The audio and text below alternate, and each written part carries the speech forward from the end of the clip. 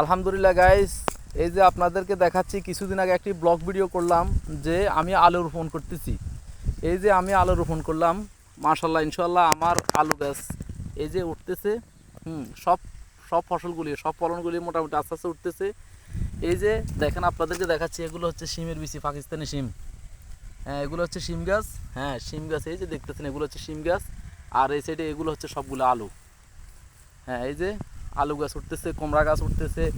এরপর ধনিয়া রোপণ করলাম, লাল শাক, এই যে দেখেন, এই যে লাল শাক,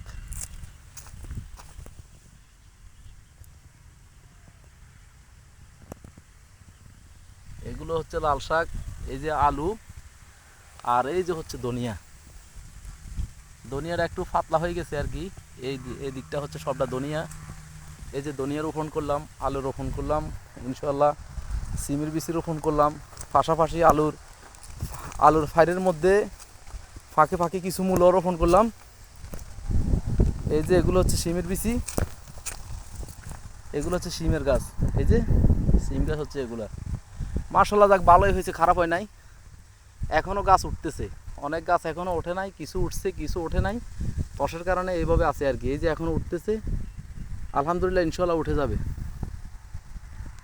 যাক, আপনাদেরকে বলছিলাম যে যখন রোপণ করছি যদি গাছগুলি ওঠে তখনও আপনাদেরকে একটি ভিডিও দিয়ে দেখাবো। আর বিশেষ করে যখন ফলন ধরবে, ফসল যখন ধরবে, আমি যখন ফসল উত্তোলন করব, ফলন উত্তোলন করব, তখনও ইনশাআল্লাহ আপনাদেরকে একটি ভিডিও দিয়ে আমি দেখাবো যে কি পরিমাণে ফলন পেলাম। হ্যাঁ, আলু কেমন পরিমাণে পেলাম, সিম কেমন পরিমাণে পেলাম, তখনও ইনশাআল্লাহ আপনাদেরকে দেখাবো। ইনশাআল্লাহ আপনারা আমার সাথে থাকুন। এই যে এটা হচ্ছে আমার মেয়ে, আমার ছোটো মেয়ে। এটা আম্মু, এদিকে তাকাও, হাই দাও, হাই দাও, বন্ধুদেরকে হাই দাও। এদিকে তাকাও আম্মু, এই যে এদিকে তাকাও। বাচ্চাটা লজ্জা পাইতেছে, তার জন্য তাকাচ্ছে না। যাক, সবাই তার জন্য দোয়া করবেন। আজকের মতো এখানে বিদায় নিচ্ছি। বন্ধুরা সবাই আপনারা ভালো থাকবেন।